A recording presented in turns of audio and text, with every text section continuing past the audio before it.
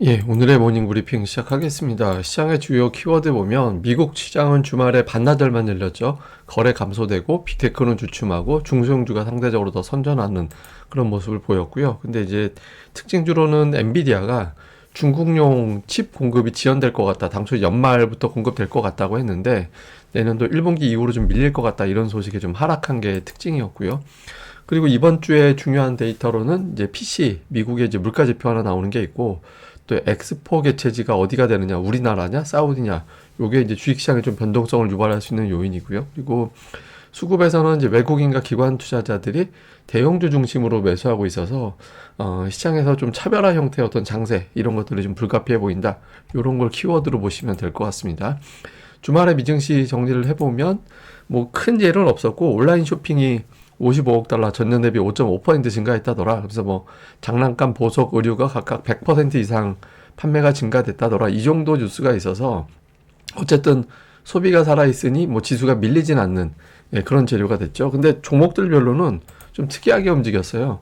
그러니까 흔히 얘기하는 이제 빅테크 중에서는 아마존이 강보합, 그냥 뭐 올라간 것도 아니고 제자리로 끝났고 테슬라도 0.5% 정도 올랐잖아요. 근데 그 아래로 보시면 시가총액 한 15위권 정도 종목들까지는 그 아랫단에서도 다 올랐거든요. 그러니까 빅테크가 좀 눌리고 그 외의 종목군들은 나름대로 선전을 했고, 그리고 러셀 2000 지수, 그러니까 중소형주로 분류가 되는 러셀 2000 지수는 0.67% 올라가서 그러니까 빅테크 제외한 나머지 종목군들이 오히려 조금 더 선전하는 그런 모습을 좀 보였죠. 그러니까 최근에 증시에 좀 유동성이 유입되면서 많이 오르고 비싼 종목들보다 다른 종목으로 조금 이동하는 그런 모습이 미증시에서 좀 특징적으로 나온 그런 모습이 있었습니다.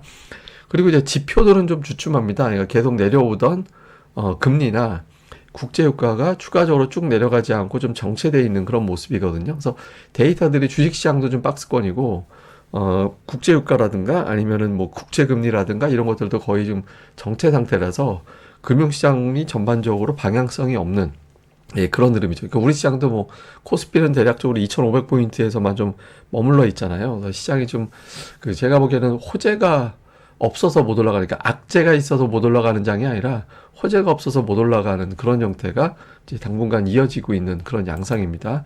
근데 이번 주에 이제 시장에서는 주 초반은 별다른 이벤트가 없는데 초반 넘어가면서부터 좀 중요한 것들이 있거든요. 그래서 우선 해외 쪽에서는 미국의 PC 물가, 그러니까 근원 PC가 예상치가 전년 대비 3.5%, 전월 대비 0.2%. 이게 지난달 대비 전부 다 내려갈 것으로 예상을 하고 있는데, 뭐 이거하고 비슷하게 나오고, 오히려 뭐 예를 들어서 전월비가 0.1, 뭐 이런 식으로 숫자가 나오고, 전년비가 예를 들어서 뭐 한 3.3 이렇게 나와서 예상치를 훨씬 더 하회하는 숫자가 나오게 되면, 이제 또 긴축 중단, 내년도 인하 이 비율이 또 높아지면서 시장이 좀 바뀔 수 있거든요. 그래서 이 지표에 대해서 투자자들이 좀 기다릴 거고, 그 전까지는 조금 이제 눈치 보는 그런 흐름이 나올 수 있죠. 그 다음에 우리나라에서는 지금 이제 엑스포 문제, 그러니까 엑스포가 과연 부산이 될 거냐, 사우디가 될 거냐, 여기에서 만약에 이제 부산이 된다라면 이게 이제 뭐 물론 이제 이대로 될지는 않을 수는 없지만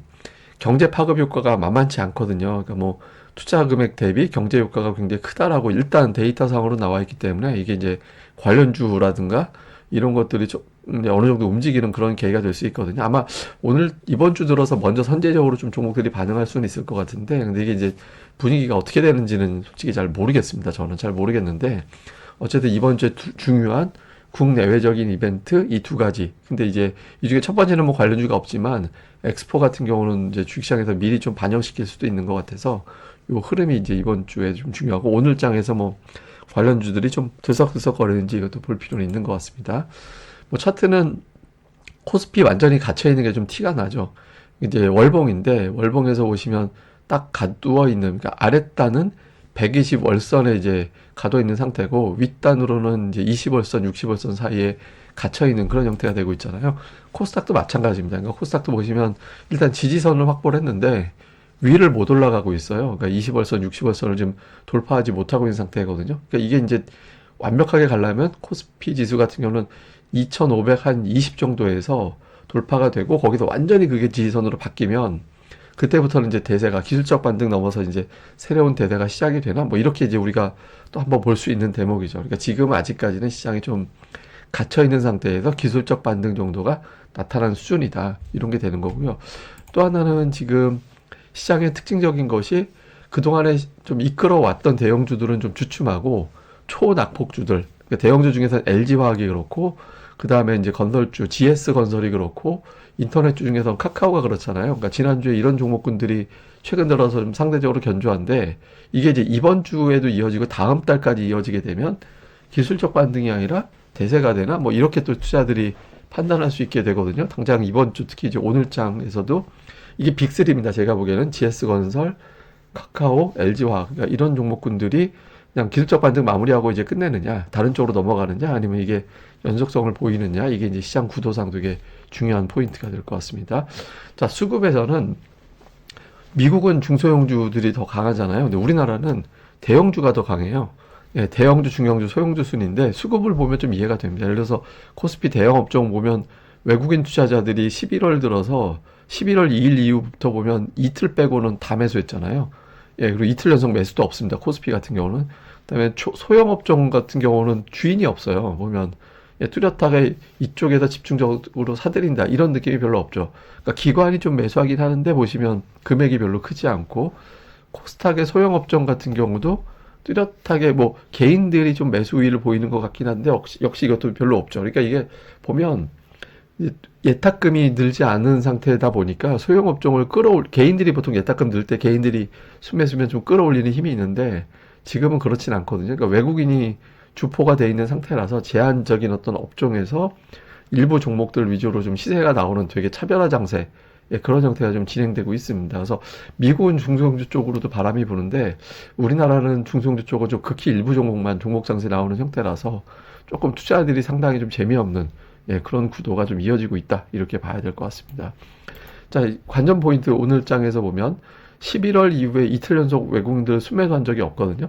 근데 지난주 금요일에 매도했잖아요. 그러니까 이 패턴이 깨지는지 아니면 이제 오늘 장에서 매수가 들어온지 특히 그러니까 미국이 지난주 중반부터 시장에다가 뭐 반나절 열리고 해서 외국인들이 휴가를 가버리면서 매매 비중이 되게 줄었었거든요. 근데 이제 오늘부터는 외국인 매매 비중이 늘어날 거라서 늘어나는 상태에서 과연 매수를 할 거냐, 삼성전자 계속 매수할 거냐 중요하고요. 그 다음에 이제 앞서 말씀드린 소외주는 올라가는데 주요 수출주가 못 올라갔거든요. 지난주 같은 경우는 뭐 전차군단이 주간으로 보면 마이너스였잖아요. 근데 우리 증시가 안정적으로 올라가기 위해서는 수출 데이터에 외국인들이 반응하는구나 이렇게 돼야 좀 그림이 괜찮거든요. 그래서 이번 주 특히 오늘부터 당장 뭐 전차군단 이런 것들이 움직임이 나오는지 그 다음에 이제 코스닥에서는 그러니까 2차 전지 반도체 이쪽 종목군들 그러니까 지난주 같은 경우는 에코프로나 에코프로비엠이 월요일날 올라간 거 가지고 주간 플러스로 퉁치는 그런 모습이 나왔거든요. 그러니까 시세가 주도주로 만들어진 것도 아니에요. 그리고 또 반도체도 마찬가지입니다. 반도체 같은 경우는 최근 들어서 오히려 좀 빠지는 종목들별로는 뭐 올라가는 종목들도 있긴 하지만 전체적으로는 좀 부진한 모습이 나오고 있거든요. 근데 코스닥이 조금 힘을 내려면 여기서 2차 전지 또는 반도체 쪽에서 좀 흐름을 잡아줘야 코스닥 시장 자체가 좀 올라갈 수 있거든요. 그러니까 만약에 이 종목군들이 움직임이 애매하면 시장 자체가 그냥 박스권으로 가겠다는 얘기입니다. 그러니까 이런 이제 제가 항상 얘기하지만 시장은 주포 플러스 주도주가 있을 때 강세를 보인다. 근데 이제 그런 흐름이 나오게 되는지. 그 다음에 이제 이번 주 제가 이제 지난주 그 전주에는 ADR이 좀 안 좋아서 종목들이 좀 시원스럽게 올라가기가 쉽지 않을 것 같다라고 말씀드렸잖아요. 그러니까 이번 주를 보면 오늘 내려가고 내일 올라가고 수요일 이후부터는 ADR이 내려가거든요. 근데 아직까지는 위치는 되게 높습니다. 그러니까 이번 주 조금 넘어가게 되면 가격 부담을 좀 조금씩 덜어내는 위치로 넘어가게 되는 거라서 뭐 이번 주 조금 고비 넘어가면 종목들별로는 좀 가격 매력도 좀 붉어지는 종목군들이 등장할 만한 타이밍도 나올 것 같다. 뭐 이 정도 보시면 될 것 같습니다. 자, 그리고 오늘의 차트는 제가 예탁금 준비했는데 예탁금이 되게 안 늘어요. 그러니까 공매도 금지 전후에서 한번 올라온 거 같이 보이고 그 이후부터 안 늘었는데 이 기간에 개인들은 순 매도를 했기 때문에 순 매도한 걸 감안해 보면 예탁금이 어느 정도 증가돼 있어야 되거든요. 근데 정체잖아요. 그러니까 개인들이 시장에 개입이 상대적으로 저 역할을 못하는 상황이 있다라면 소형주 쪽이 좀 쉽지 않거든요. 그래서 좀 이건 차별화 장세. 그러니까 기관들이 선호하는 시장은 외국인들이 끌고 종목은 기관들이 끌고 이런 장세가 당분간 이어질 수밖에 없는 외부 환경입니다. 그래서 차별화 장세가 되게 심할 것 같으니까 종목들 수급 잘 보셔야 됩니다. 그래서 이런 것들 좀 꼼꼼하게 보시면서 대응하셔야 될 것 같고, 그 다음에 제가 바로 잡을 게 있어서 어저께 제가 주말 주간 전망대 말씀드리면서 이 차트 띄워드리면서 20년 연속 저기 11월 중순부터 12월까지 말까지 지수가 미국 시장 올라갔었다 이렇게 말씀드리고 틀린 말이었습니다. 이게 어떤 분이 알려주셔가지고 제가 이거 바로 잡겠는데, 사이에 보시면 연도가 빠진 게 있어요. 예를 들어서 2010에서 2012로 점프가 되고 2019에서 뭐 이렇게 되면서 또 점프가 되는 2018년이 빠져 있고, 그래서 사이사이 뺀 게 나와서 저는 처음에 데이터 보고 연속으로 올라간 건가 보다라고 해서 이제 이걸 따가지고, 제가 어제 뭐 말씀드렸던 거는 근데 이 연속되는 기록이 작년에 깨져서 이게 이제 바이든 경제 정책에 대한 신뢰도가 없는 건가 뭐 이런 식으로 해석을 해야 되나 뭐 이렇게 말씀을 드렸었는데, 그런 데이터가 아니라 이렇게 올라갔던 해만 이렇게 표기한 거라서 요 차트는 제가 잘못 설명드렸다라는 점 좀 바로 잡도록 하겠습니다. 제가 다음에 볼 때는 제가 이제 외국 사이트 이런 데서 가져오다 보니까 가끔 제가 실수를 좀 하는 것 같습니다. 제가 조금 더 꼼꼼하게 보고 잘 설명드리도록 하겠습니다. 예, 그러면 또 오늘 하루 잘 보내시고요. 저는 또 다음 방송에서 뵙겠습니다. 이 방송 구독하기와 좋아요 꼭 부탁드리겠습니다. 감사합니다.